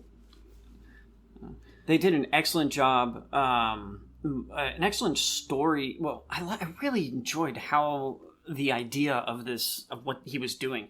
He was putting on webs inside of the monster, and so that he can electrify them all to start taking down some of the group. Except there was like 1,000 of them in there. Yeah, there's a ton, so you'd only hit some of them, but he was trying his best and moving as fast as he could. Yeah, to get as many as he could, and it was amazing. This fight lasted for what, like it felt like 20 minutes or something. Yeah, I mean, it felt super long. I didn't write a whole lot of notes here because it's just fight. You don't have a lot of time to look away because it is intense. But so let's see. The students were on a bus. The students were being on a double-decker bus, English bus, and they were on the London Bridge. And then the guy who wrote the stories for Quentin Beck, he was the bus driver, and then he pieces out, leaves them on the bus with no driver, and so then they were Quentin Beck, Mysterio wants those kids dead because a couple of them know the story now, and so he was trying to create collateral damage with this big monster. And so they escape for a little bit, and they go to a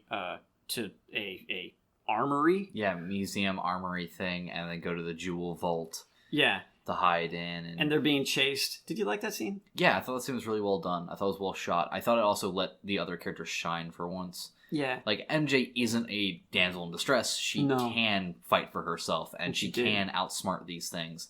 It was a very good showing that these characters aren't just collateral scene dressings. Yeah.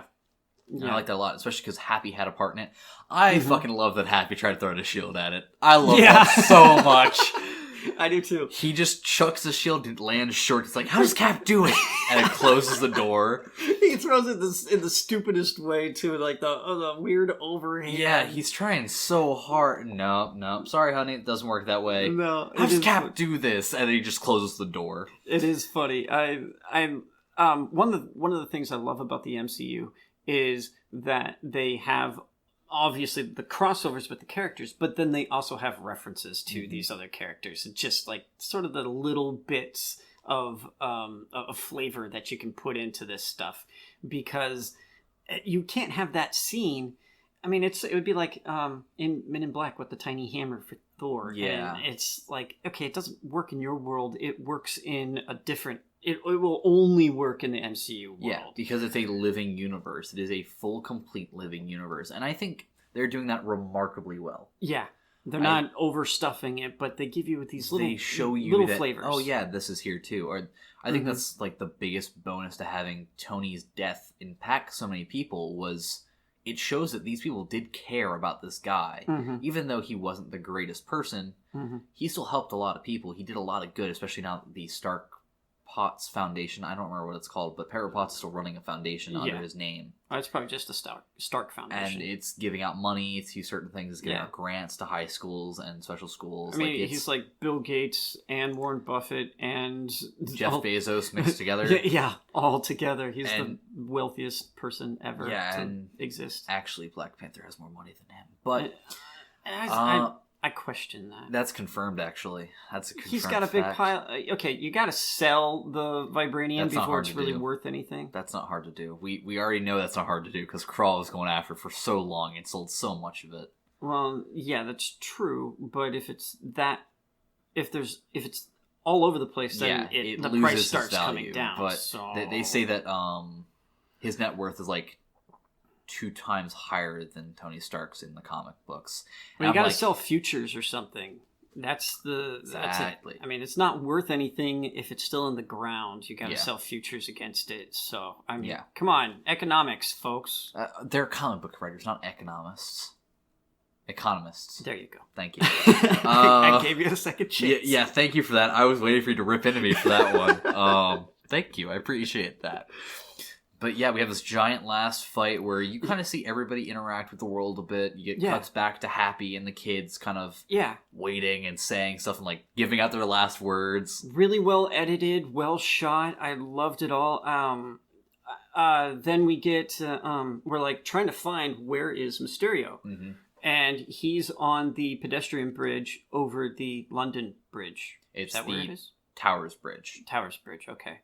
Or, yeah. It's not the London Bridge. Yeah, he makes a joke saying it's... I didn't want to say London Bridge, it's the Towers Bridge, something like that. Happy says it because he doesn't want to make the joke in the jet. But, yeah, he's up on top of that pedestrian little walkway, and Spider-Man notices him.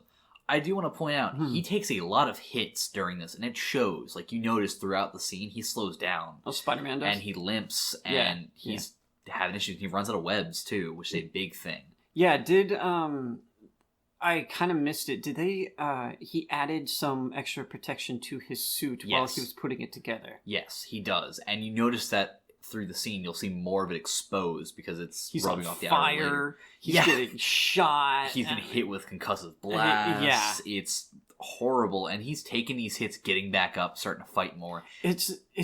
Actually, I love this. I love this whole scene. I'm going to see this movie again with my buddy, and then I'm probably going to see it again when I'm on vacation because my mom likes to watch these movies, so I go with my mom. And yeah, I'm really looking forward to seeing this movie again. Yeah, I'm going to have to see it again before I go on my trip, and it's a good watch, and the ending is poetic, very poetic. So I like that. I like the bridge scene where they're in, where he's in there, and so Mysterio comes at him with more Mysterio sensey messing up stuff. Yeah, he comes at it with more illusions, and Spider-Man has to let his Peter Tingles take over. Peter Tingles all over the place. Yeah, he gets his Peter Tingle back. You tried saying that with a straight face. It's terrible. And this fight scene at the end was probably my favorite out of the entire movie. I want to see this one I want to see that in 3D. I really do too, because they pull it off so well. These things are just coming out of nowhere because black screens, and you're just like, what's happening? He's just punching into nothingness, but you hear the contact. You see the little tiny distortion showing that he's hitting something. Did you feel like it was almost... this isn't a takeaway or put down of this movie. Did you feel kind of video gamey? Yes, but it wasn't bad. Yeah. It was not at all bad video gamey. It just felt like it felt like the climax of a video game. It felt like a super intense final boss fight throughout like a game. Mm-hmm. And it was well done. It was well shot. It looked great. It sounded great. Mm-hmm.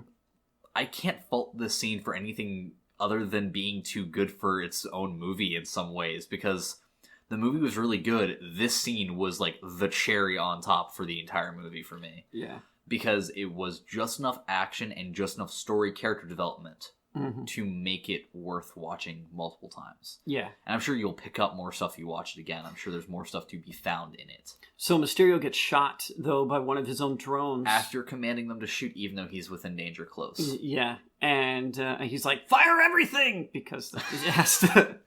Let them fight! Yeah, so he gets shot by his own drone after he gets pimp slapped by Peter Parker.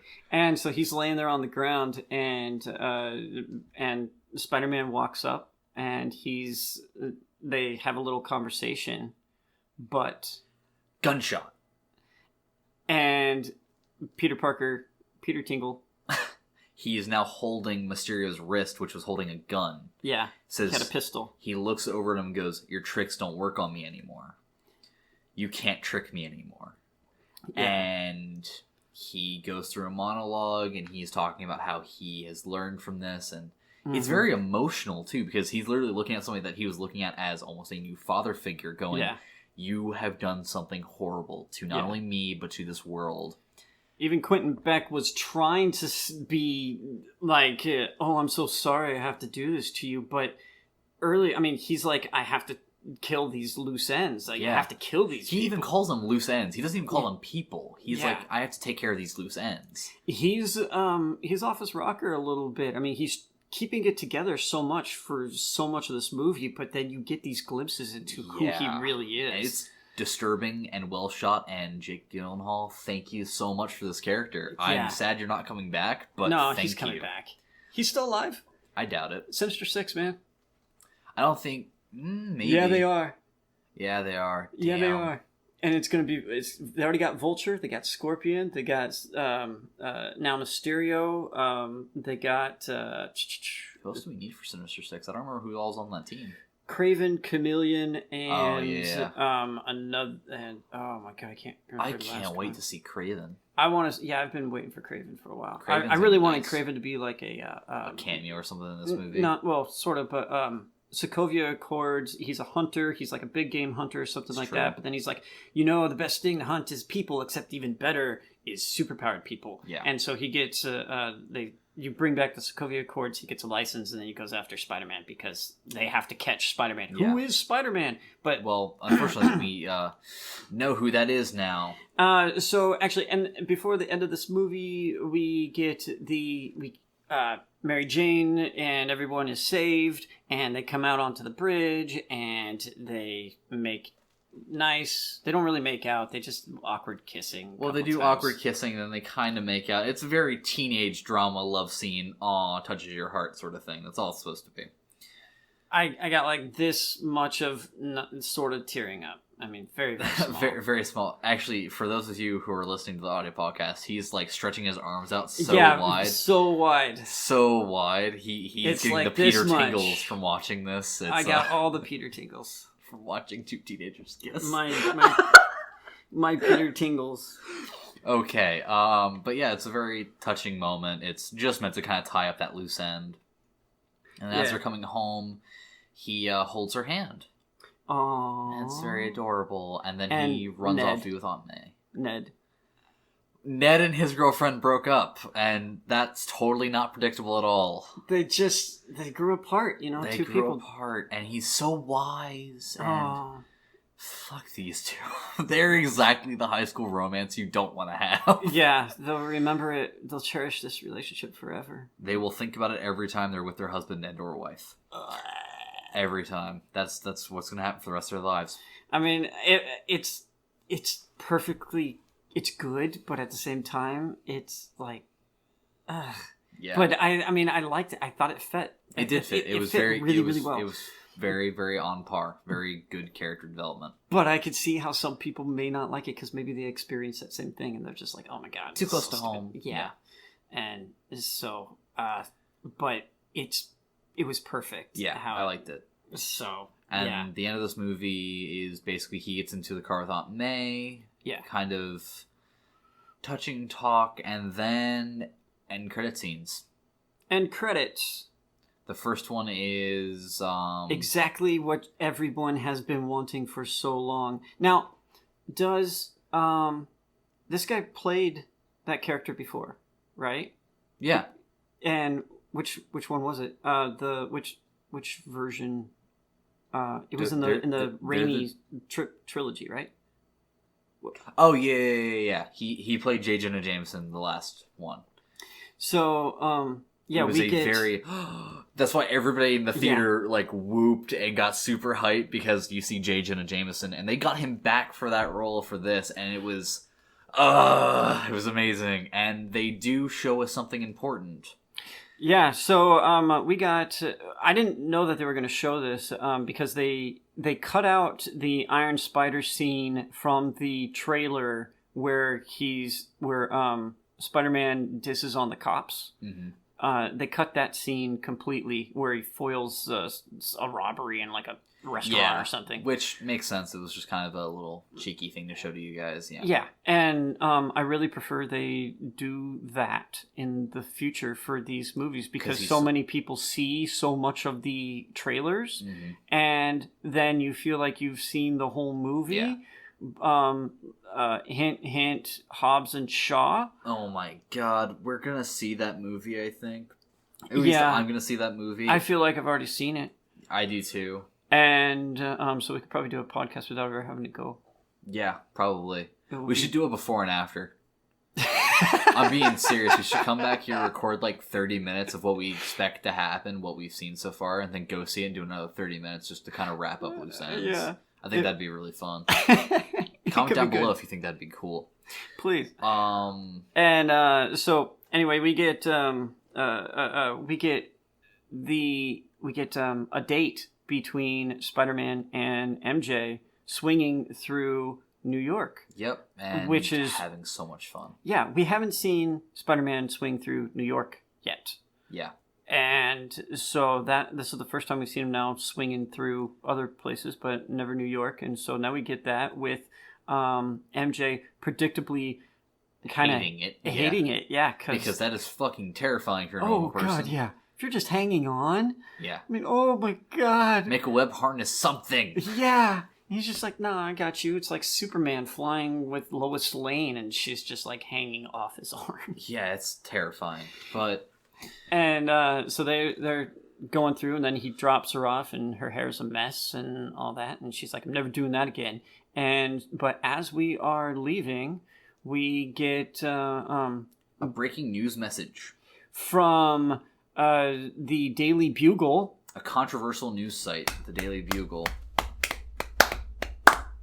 Don't cut here, please. So they're So they're the newest Fox News. Yes, they're this universe's Fox News. And J. Jonah Jameson, played by what's his name? What is his name? I actually don't remember his name off the top of my head, and it makes me feel like a horrible person. Scroll down. No, it's right there. It's right there. J.K. Simmons. Yeah, he's awesome. And he's buff, by the way. I don't know if you saw it, but he was actually kind of ripped for this role. It was kind of weird. That's fine. He can be a buff newscaster. It was good. I liked it. It was just very weird. Better than that little bitch Hannity. Yeah, you heard me. Ooh, shots fired. Yep. But they show us a video that Mysterio faked. Because you can control people's minds by just putting out whatever. I mean, it could be like a deep fake. Yeah, actually this entire movie feels like an allegory for deep fake. Yeah.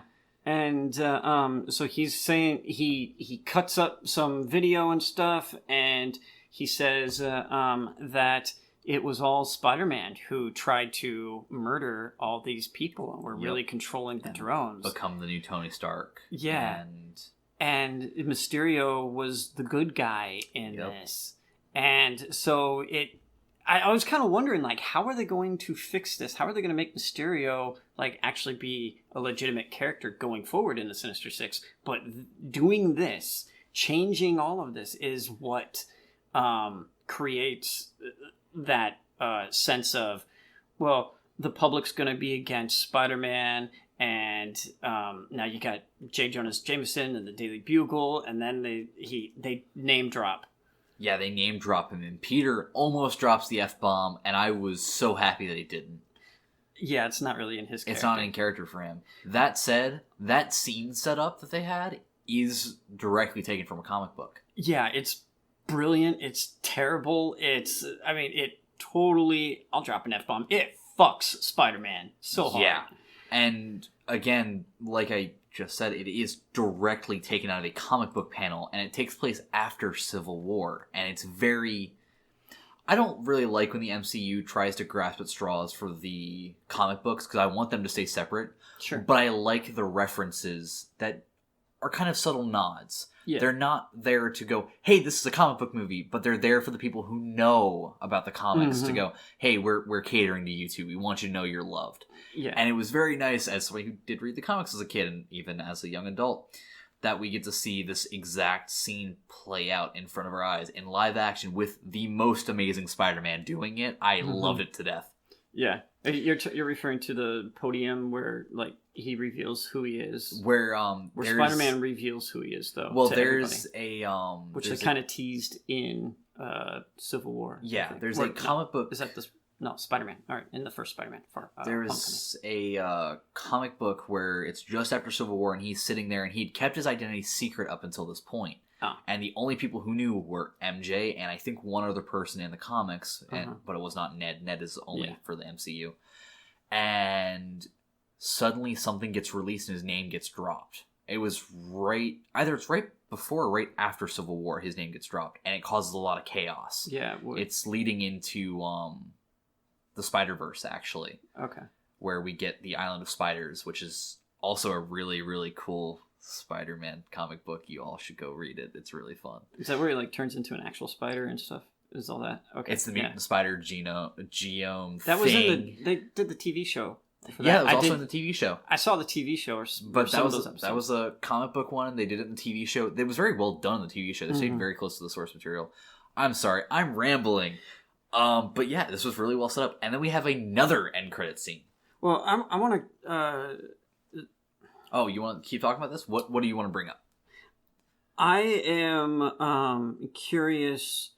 So Vulture, yes, at the end of Homecoming, did not divulge the name of Peter Parker. Yes, to Scorpion or Future Scorpion, and how is that going to play out with them in the presumed Sinister Six movie that's coming out? That's going to be interesting because he had that sense of honor about it. He didn't want to ruin this kid's childhood, but now Mysterio just kind of outed him. Yeah, and so it also outs Vulture and his kid. And his kid. Because his daughter, MJ is known to hang around Peter. Well, not MJ. MJ's not his kid. It was the black girl. Yeah, you're right. The other black girl. And it's... Peter Parker's got a thing for black chicks. Bad. It's a bad thing. Because now it implicates that entire school. Ned's going to get looked at because he's Peter's best friend. It's bad. Ned's going to become Hobgoblin. Please, God, no. Don't do that to Hobgoblin. Don't disrespect Hobgoblin that way. He's not Green Goblin, Hobgoblin. But he's like the fattest character ever. He's the blob goblin. What'd you just call me? Did you just call me Blob? I just called you Blob Goblin. Not the Blob Goblin. Respect my authority. Throws a pumpkin grenade. Okay, so then a whole bunch of people left our theater because I guess they were I think they're Skrulls. Those people were Skrulls. They already knew they're all Skrulls. They knew. They automatically knew. But our next end credit scene is... Why is Nick Fury acting funny? It's because he's not Nick Fury. He's Talos from the Captain Marvel movie and his wife. And his wife is playing Maria Hill. Yes. And which kind of gives the whole Secret Invasion feel to things, except that Nick Fury knows they're doing this and is okay with it, apparently. Because you see... one of the questions was, why is Nick Fury dressed in his old trench coat and stuff? And why is he a dick? And why is he kind of acting out of character? Yeah.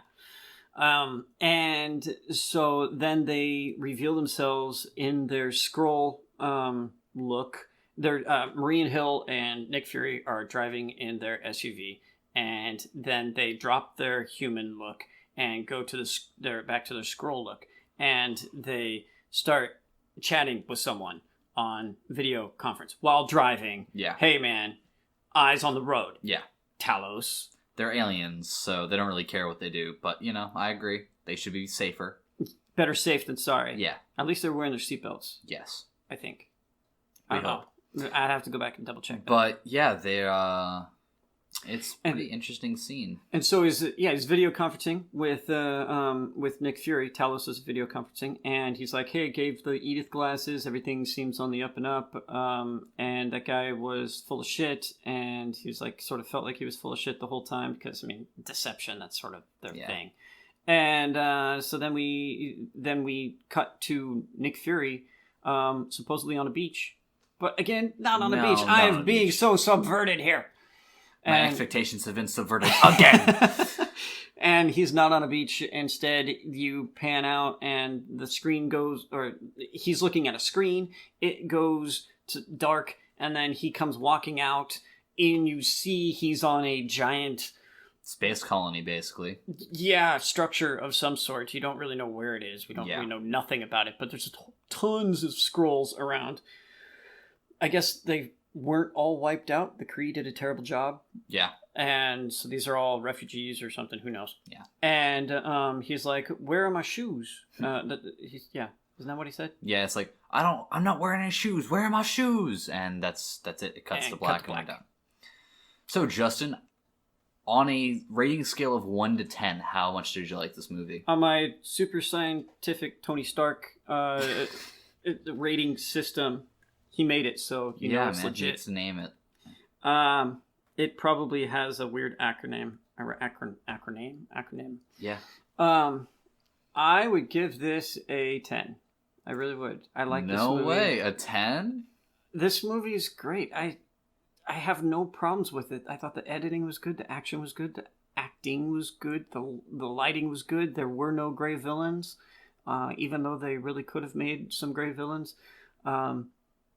Everything was really good. Even the side characters got stuff to do. I mean, where is the weak parts? I don't know. Maybe on second viewing or something, I could find something a little bit better, but I was just too busy scribbling all my notes, I guess. No, I mean, I even really like the end credit scenes and how they set up things for the future there. So I have to give it a 10. I can't find where the bad parts were. Well, Justin, it's time for me to enlighten you, because there were... Hey, man, it's my opinion. I'm entitled to it. Can't take it away from me. Super scientific 10. All right, so he rated it a 10, and I... All right, I'm going to drop the... writing it I down. agree. I'm writing it down This right is a there. perfect movie. 10 out of 10 from both of us. I would straight up rate this a 10, because there's nothing big enough to fail this movie below a 10. I'll give you half points or something. No, I don't Quarter even think a quarter point, because like it's so minor and it's stuff that honestly I think on a second viewing I wouldn't notice. Tell me your nitpicks here. My nitpicks here is there is a scene where Mysterio is flying up to Peter Parker and he sits down on a ledge next to him. Yeah. The way they shot that, Peter looks to his side before Mysterio sits down. That is something minor, but it's an issue when you're shooting with all 3D rendered people. And it's a synchronization issue that could have been fixed in editing pretty easily. It was overlooked. He looked to make sure that he wasn't sitting in bird poop. Okay, sure. But again, it's one of those, it hit me wrong as someone who really loves the VFX in these movies and does try really hard to scrutinize them. It was the only bad part of the CG in this entire movie. Was just that he looked over too soon. It was something that was messed up in coordination. They didn't do a second take. It was... Oh my god, Tom Holland, get better at acting. Yeah, oh my god, Tom Holland, get better at your job. And the only other issue I had with the movie was it hit some cliche points, but I can't even call those issues because they weren't bad. Like, none of the cliches they used in this were bad. They didn't beat you over the head with the hook. They didn't throw the teenage love romance as prominently as I expected them to. Peter and Mary Jane were a strong part of the story. Their relationship was a strong part of the story. I agree. But it wasn't beating you over the head with it to where he's trying to win this girl. He's just trying to be a teenager.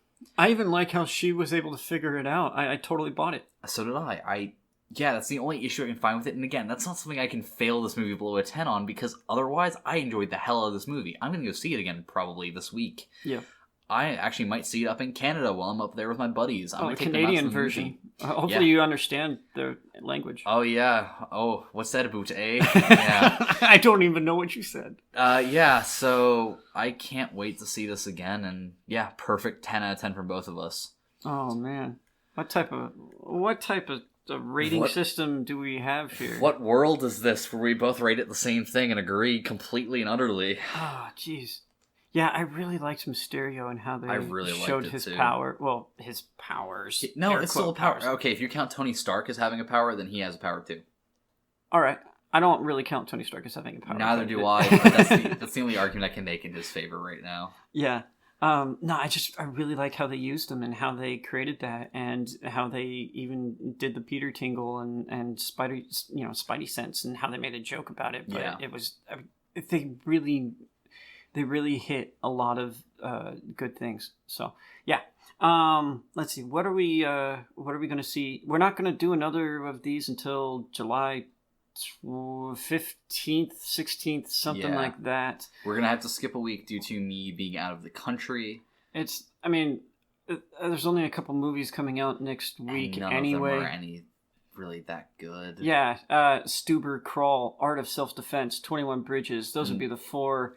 And 21 Bridges is the only one I'm even slightly interested in seeing. Yeah, I mean, we get AMC stubs. Hey, AMC, you want to sponsor? I would love something? that, please. Free popcorn. Free. I mean, just free movies or something. I don't want to have to pay for this. I mean, but yeah, we are not real interested in seeing any of those movies, but we might do another one here. We'll see. I mean, the movies are getting suffocated by Spider-Man over the next few weeks. Really, everyone go see it. If you haven't already seen it, if you suffered through this podcast or enjoyed yourself through this podcast, either way, you've already seen Spider-Man, or if you haven't, you should definitely go see it. Go see it. Let's see. We have new artwork on our podcast and all our social YouTube media and all too. that stuff. Courtesy of our friend of the show, Arnold Arandia. Find him at arnoldarandia.carbonmade.com. We will put the link in the description. Find us on Facebook, GreyVillain Podcast, Twitter at GreyVillain Pod, YouTube. You're already listening to us on YouTube probably, but the GreyVillain. Like, comment, share, subscribe. Everything you do helps spread the word. More interaction means more eyes and ears. All right, stay cool. Peace. Peace.